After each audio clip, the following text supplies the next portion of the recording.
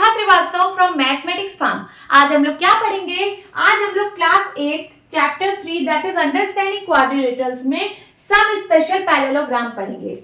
ये basic concept है। जब आप एक्सरसाइज 3.4 सॉल्व करोगे तो ये सारे बेसिक कॉन्सेप्ट्स की वहां पे जरूरत पड़ेगी। तो चलिए स्टार्ट करते हैं। सम स्पेशल पैरेललोग्राम में हम लोग पढ़ेंगे रोम्बस, रेक्टेंगल और स्क्वायर।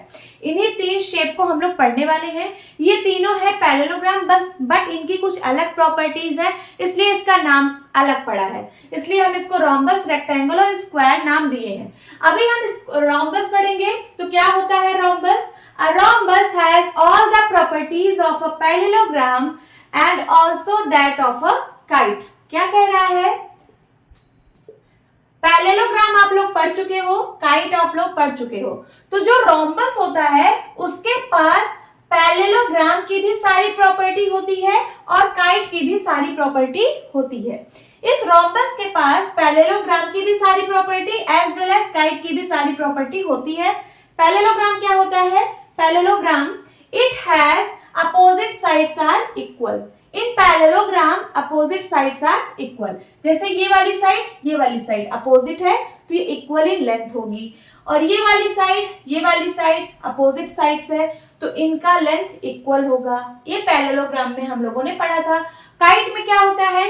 काइट में two consecutive pairs are equal in length. ये जो two consecutive pair of side are equal होता है। जैसे ये कॉन्जिक्यूटिव साइड है, कॉन्जिक्यूटिव का मतलब बगल बगल, और यहाँ पे ये वाला दोनों कॉन्जिक्यूटिव साइड है तो ये दोनों इक्वल होती है। ये हमने काइट में पढ़ा था। अब रोम्बस इन दोनों की प्रॉपर्टी होल्ड करता है तो क्या होगा? इसमें आमने सामने की साइड इक्वल है, इसमें बगल बगल की साइड इक्वल है, तो रोम्बस में क्या होगा? रोम्बस में बगल बगल और आमने सामने की भी साइड इक्वल। ये देखिए बगल बगल की भी इक्वल और इसके सामने की ये वाली, इसके सामने की ये वाली, ये सब इक्वल होगी। मींस इसकी चारों साइड इक्वल होगी। All the four side of rhombus are equal in length. तो अगर ये 5 सेंटीमीटर होगी तो ये भी 5 सेंटीमीटर, ये भी 5 सेंटीमीटर और ये भी 5 सेंटीमीटर। समझ में आया? तो जो रोम्बस है वो पैरेललोग्राम और काइट दोनों की प्रॉपर्टी को होल्ड करता है, इसलिए रोम्बस की चारों साइड इक्वल होती हैं। तो आप लिख सकते हो in rhombus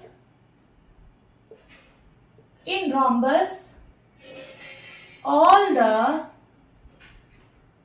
four sides are equal in length. Okay, अब हम पढ़ेंगे प्रॉपर्टी ऑफ रोम्बस। तो देखते हैं क्या प्रॉपर्टी है। The diagonals of a rhombus are perpendicular bisector of one another. क्या कहने का मतलब है इसका? कि जो इसके डायगोनल्स है वो एक दूसरे को परपेंडिकुलर बाइसेक्ट करते हैं। परपेंडिकुलर का क्या मतलब होता है? कि 90 डिग्री पर बाइसेक्ट करते हैं। अभी तक हम लोगों ने पैरेललोग्राम में पढ़ा था कि डायगोनल्स एक दूसरे को बाइसेक्ट करते हैं। इस रोम्बस में एक वर्ड और आ गया कि जो डायगोनल्स होते हैं वो परपेंडिकुलर बाइसेक्टर होते हैं। मींस यहाँ पे 90 डिग्री बनेगा, हर एक इसमें 90 डिग्री बनेगा। ये परपेंडिकुलर बाइसेक्ट करेंगे डायगोनल। ओके, सो चलिए इसको प्रूफ करते हैं। कैसे प्रूफ होगा ये मैंने एक फिगर बना लिया है। ये दो डायगोनल्स हैं, एक दूसरे को O पर बाइसेक्ट कर रही हैं। ये O पॉइंट है, O पॉइंट पर ये एक दूसरे को बाइसेक्ट कर रही हैं। तो चलिए हम इसको प्रूफ करते हैं। सबसे पहले लिखिए इन ट्राइंगल, ये दो ट्राइंगल ले लेती हूं, ADO and ODC। In triangle ADO and triangle ODC, इन दोनों ट्राइंगल की बात करते हैं। सबसे पहले लिखेंगे AD is equals to DC। AD is equals to DC।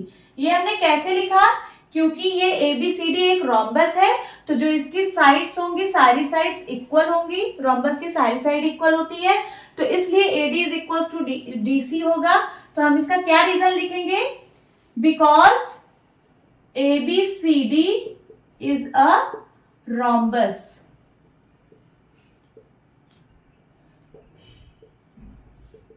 Second क्या लिखेंगे? DO is equals to DO. D O क्या है, ये देखिए डीओ, डीओ इन दोनों में कॉमन है, इस वाले ट्राइंगल और इस वाले ट्राइंगल दोनों में ये कॉमन है, सो ये इक्वल होगा दोनों ट्राइंगल में, तो D O is equal to D O, this is common. Now और क्या इक्वल है इन दोनों ट्राइंगल में, तो इन ट्राइंगल में ये AO is equal to OC, AO is equal to OC, ये कैसे इक्वल हुआ, ये तो डायगोनल है ना, डायगोनल बाइसेक्ट करती है, ये आप लोग को पता है, तो इसका मतलब AO is equal to OC होगा। रोम्बस एक पैरेललोग्राम भी तो है, तो पैरेललोग्राम में जो डायगोनल्स होती हैं वो बाइसेक्ट करती हैं, तो इसका मतलब AO is equal to OC होगा। यहां लिखिए इन पैरेललोग्राम, इन पैरेललोग्राम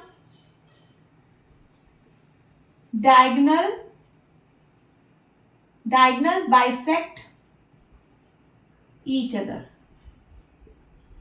जो डायगोनल्स होती हैं वो बाइसेक्ट करती हैं एक दूसरे को, so AO is equal to OC होगा। अब हमें 3 साइड इक्वल मिल गई है दोनों ट्राइंगल में, तो हम इस ट्राइंगल को कॉन्ग्रुएंट लिख सकते हैं, so therefore triangle ADO is congruent to triangle ODC। कौन सा कॉन्ग्रुएंसी क्राइटेरिया लगा है, SSS, कॉन्ग्रुएंसी क्राइटेरिया से हम इसको लिख सकते हैं कि ये दोनों ट्राइंगल कॉन्ग्रुएंट हैं। अब जब ये दोनों ट्राइंगल कॉन्ग्रुएंट हो गए तो इसके जो भी और करस्पॉन्डिंग पार्ट्स है वो भी सब इक्वल होंगे, क्योंकि कॉन्ग्रुएंट का क्या मतलब होता है, कॉन्ग्रुएंट ट्राइंगल का मतलब होता है एक ट्राइंगल में कितनी चीजें होती हैं, कितने पार्ट्स होते हैं, 3 साइड्स होती है, 3 एंगल्स होता है, तो यहाँ 3 साइड्स हमने दोनों ट्राइंगल का इक्वल दिखा दिया है, उसके बाद ये ट्राइंगल हो गया कॉन्ग्रुएंट, और जब कॉन्ग्रुएंट हो गया तो बाकी के जो बचे हुए पार्ट्स हैं, जो करस्पॉन्डिंग पार्ट्स हैं, वो भी सारे इक्वल होंगे। तो इसका मतलब ये है कि एंगल DOA और एंगल DOC इक्वल होगा, तो यहाँ लिख लेते हैं angle DOA is equal to angle DOC। कैसे हमने कहा इसको, इसको हमने CPCTC से कहा, इसका फुल फॉर्म क्या होता है लिख देती हूं, corresponding parts of congruent triangle, congruent triangles are congruent,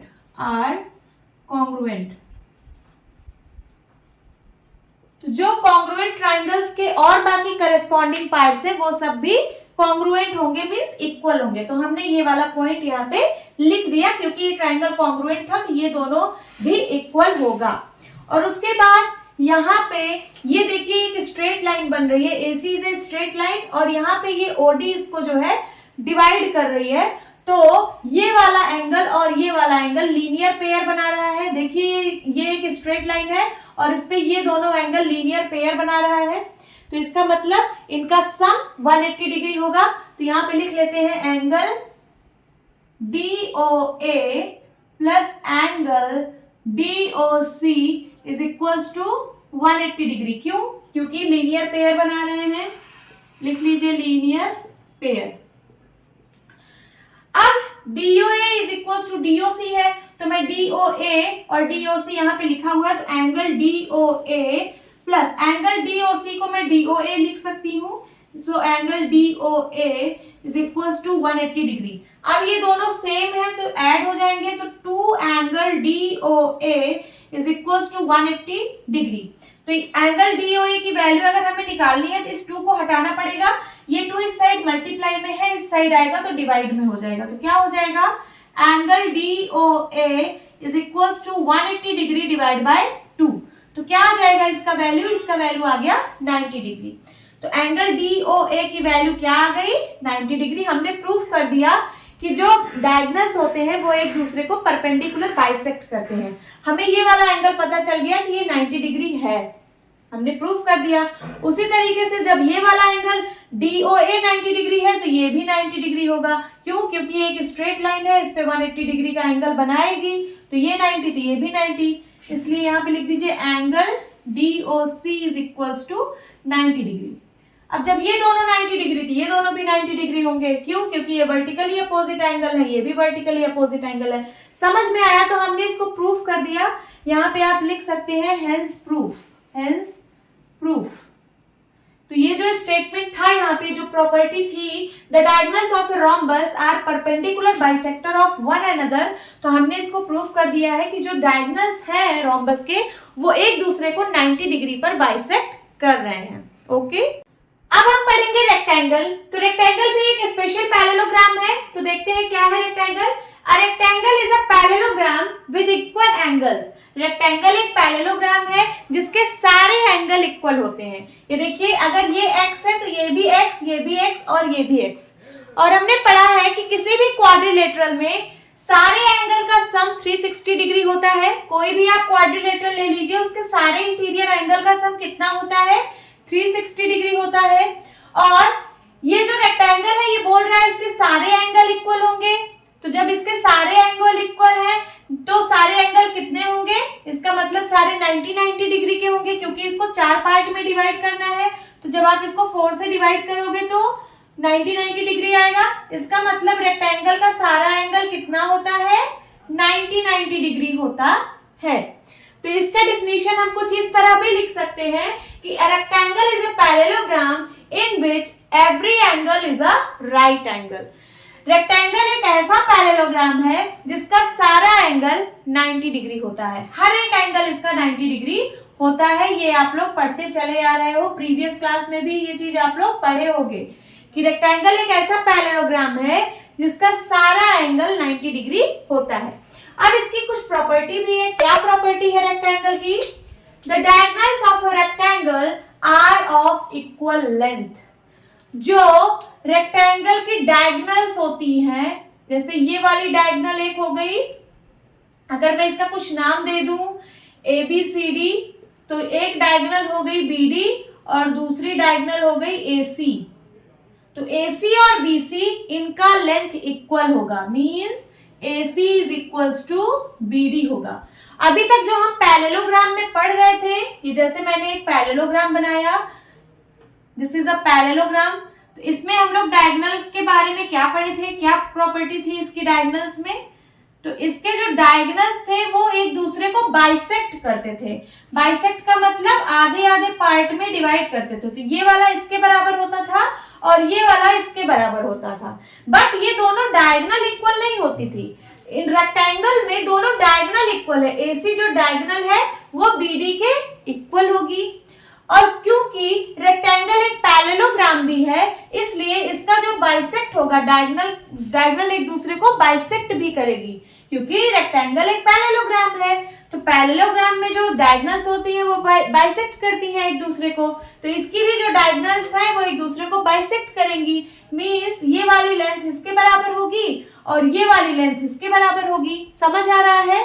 but rectangle में दोनों डायगोनल बराबर है, मींस ये वाला DB और AC बराबर है। तो जब आप इसका 2 पार्ट करोगे तो ये वाला पार्ट इसके पार्ट के बराबर होगा, और चूंकि ये वाली डायगोनल इस डायगोनल के बराबर है, तो जब आप इसका पार्ट करोगे तो ये जो इसका पार्ट है ये भी इसके बराबर होगा, मींस इसके सारे पार्ट्स बराबर होंगे। समझ आया? रेक्टेंगल में जो डायगोनल्स होती हैं, डायगोनल्स के जितने भी पार्ट्स होते हैं, जैसे ये डायगोनल है, इसके पार्ट्स आपस में बराबर है और इसके पार्ट्स आपस में बराबर है, और ये सारे हिस्से आपस में बराबर होते हैं, क्योंकि ये AC जो है वो BD के बराबर है। आई होप आपको समझ आया होगा। तो यहाँ पे हम लिख सकते हैं, अगर इसको मैं O बोलूं तो यहाँ पे आप लिख सकते हो DO बराबर OB is equals to OA is equals to OC। ये चारों हिस्से डायगोनल्स के बराबर होंगे। ओके, यहाँ पे आपको रेक्टेंगल पे बेस्ड एक क्वेश्चन दिया हुआ है, इसको सॉल्व करते हैं। क्या है question? RENT is a rectangle. Rent एक रेक्टेंगल है, it's diagonals meets eight O। इसकी जो डायगोनल्स है वो O पर मीट करती हैं, O पर इंटरसेक्ट करती हैं। फाइंड X, आपको X की वैल्यू फाइंड आउट करनी है। If OR is equal to 2x plus 4, ये जो OR लेंथ है ये गिवन है 2x plus 4, and OT is equal to this length is equal to 3x plus 1। तो आपको x की वैल्यू फाइंड आउट करनी है। ये एक रेक्टेंगल है, ये आपको गिवन है क्वेश्चन में, और इसकी जो डायगोनल्स है ये O पर मीट कर रही है। तो चलिए इसको सॉल्व करते हैं। सॉल्यूशन, आपने क्या पढ़ा रेक्टेंगल की प्रॉपर्टी कि the diagonals of rectangle are of equal length. यहां पे लिखिए the diagonals of a rectangle are of equal length. जो रेक्टेंगल की डायगोनल होती है उनका लेंथ इक्वल होता है, मींस आर्यन एक डायगोनल है, वो इक्वल होगी किसके, टीई के, टीई के इक्वल होगी। और आप लोग को पता है कि डायगोनल्स बाइसेक्ट करती हैं, पैरेललोग्राम की जो डायगोनल होती है वो बाइसेक्ट करती है। तो रेक्टेंगल एक पैरेललोग्राम है तो इसकी डायगोनल बाइसेक्ट भी करेंगी, मींस ये वाला हिस्सा इसके बराबर होगा और ये वाला हिस्सा इसके बराबर होगा। और यहाँ पे डायगोनल्स जब इक्वल है, आर्यन इज इक्वल टू टीई है, तो इसका मतलब इसके सारे हिस्से आपस में बराबर होंगे, क्योंकि इसका हिस्सा ये दोनों और इसका हिस्सा ये दोनों, और ये दोनों लेंथ जब बराबर है तो इसका आधा आधा हिस्सा भी सबके बराबर होगा। तो इसका मतलब ये चारों जो हिस्से हैं डायगोनल्स के वो सब बराबर होंगे। तो इसका मतलब है अगर मैं इसका हाफ कर दूं, हाफ ऑफ आर्यन, तो वो बराबर होगा किसके, हाफ ऑफ टीई के। तो चलिए हाफ ऑफ आर्यन का मतलब इसका आधा, आर्यन का आधा ये ओआर होगा, इसको मैं ओआर लिख देती हूँ। ओआर इज इक्वल टू किसके होगा, हाफ ऑफ टीई, टीई का आधा ये वाला है टीओ, तो यहाँ लिख दीजिए टीओ। अब आरओ की वैल्यू या फिर ओआर की वैल्यू है 2x प्लस 4, ये टीओ के बराबर होगा, टीओ का वैल्यू है 3x प्लस 1। हमें x की वैल्यू फाइंड आउट करनी है, हम x की वैल्यू निकाल लेंगे यहाँ से। यहाँ देखिए यहाँ 2x है, ये 3x इस साइड ले आइए तो माइनस का 3x हो जाएगा, और इधर 1 है, ये प्लस का 4 उस साइड ले जाइए तो माइनस का 4 हो जाएगा। ये 2x में से 3x जब माइनस करेंगे तो क्या आएगा, माइनस का x इज इक्वल टू आएगा माइनस का 3। 1 में से 4 को सब्ट्रैक्ट करेंगे, माइनस का 3 आएगा, माइनस से माइनस कैंसिल आउट हो जाएगा, x की वैल्यू क्या आ जाएगी, 3। यही आपको फाइंड आउट करना था, बोल रहा था फाइंड x, तो हमने x की वैल्यू फाइंड आउट कर ली। क्या वैल्यू आई, 3 आई। कैसे आई, क्योंकि रेक्टेंगल के जो डायगोनल्स होते हैं वो बराबर होते हैं, तो उनके सारे हिस्से भी बराबर होंगे। जो उनको बाइसेक्ट करता है, जैसे ये दोनों डायगोनल बाइसेक्ट करती है, तो इसका आधा हिस्सा इसके आधे हिस्से के बराबर होगा, यहाँ पे सारे आधे हिस्से बराबर होंगे, तो ये वाला हिस्सा इसके बराबर होगा। तो मैंने वही किया है, OR को TO के बराबर करके x की वैल्यू फाइंड आउट कर ली है, यही आपका आंसर है। अब हम पढ़ेंगे स्क्वायर। स्क्वायर भी एक स्पेशल टाइप का पैरेललोग्राम है। हमने रोम्बस पढ़ लिया, रेक्टेंगल पढ़ लिया, अब स्क्वायर पढ़ेंगे। तो स्क्वायर की क्या डेफिनेशन है, a square is a rectangle with equal sides. Square एक ऐसा रेक्टेंगल है जिसमें सारी साइड्स इक्वल होती हैं। दिस इज अ स्क्वायर, इसकी सारी साइड्स इक्वल होती हैं, all 4 sides are equal, called a square. अब देखते हैं इन स्क्वायर द डायगोनल्स। अब इसकी डायगोनल्स की क्या क्या प्रॉपर्टी है उसको हम लोग पढ़ते हैं। In square the diagonals, number 1, bisect one another. जो इसकी डायगोनल होती है वो एक दूसरे को बाइसेक्ट करती है। तो हम इसका अगर डायगोनल बना दे रहे हैं तो ये एक दूसरे को बाइसेक्ट करेंगी। बाइसेक्ट का मतलब आधा आधा डिवाइड करेंगी, मींस ये वाली लेंथ इसके बराबर और ये वाली लेंथ इसके बराबर। क्यों, क्योंकि स्क्वायर बीइंग अ पैरेललोग्राम, क्योंकि स्क्वायर एक पैरेललोग्राम है तो पैरेललोग्राम की प्रॉपर्टी तो इसमें लगेगी ही। और पैरेललोग्राम में हम लोगों ने पढ़ा था कि डायगोनल्स एक दूसरे को बाइसेक्ट करती हैं, तो स्क्वायर में भी डायगोनल्स एक दूसरे को बाइसेक्ट करेंगी।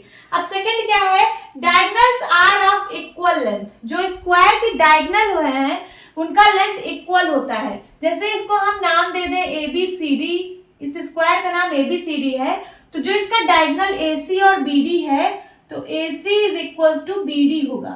समझ आया, जो इसकी डायगोनल्स की लेंथ है वो इक्वल होंगी, means AC is equal to BD। क्यों होंगी, क्योंकि स्क्वायर एक रेक्टेंगल भी है। हम लोगों ने रेक्टेंगल पढ़ा, रेक्टेंगल में ये पढ़ा था कि जो डायगोनल्स की लेंथ होती है वो इक्वल होती है, तो स्क्वायर भी तो एक रेक्टेंगल है, तो इसमें भी जो डायगोनल्स की लेंथ है वो इक्वल होंगी। नेक्स्ट क्या है, diagonals are perpendicular to one another. ये जो डायगोनल्स है, इसके जो डायगोनल्स है वो परपेंडिकुलर एक दूसरे के होते हैं, मींस यहाँ पे सारे 90 डिग्री बनाएंगे। जहां पे ये दोनों डायगोनल बाइसेक्ट करते हैं वहां पे 90 डिग्री का एंगल बनाएंगे। क्यों, क्योंकि स्क्वायर बीइंग अ रोम्बस, क्योंकि स्क्वायर एक रोम्बस भी तो है।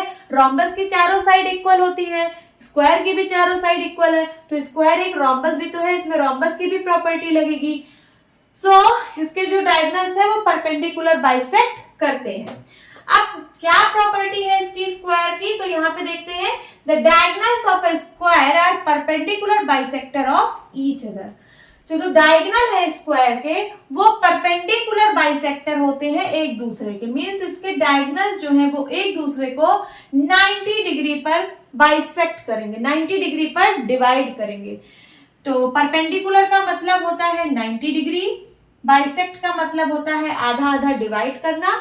तो ये एक दूसरे को 90 डिग्री पर आधा आधा डिवाइड करेंगे, मींस ये वाली लेंथ फिर इसके बराबर होगी और ये वाली लेंथ इसके बराबर होगी। और एक चीज, ये इसकी जो डायगोनल्स की लेंथ है वो इक्वल होती है, means DB is equal to AC, क्योंकि स्क्वायर एक रेक्टेंगल है तो इसकी जो लेंथ होगी डायगोनल की वो दोनों इक्वल होगी।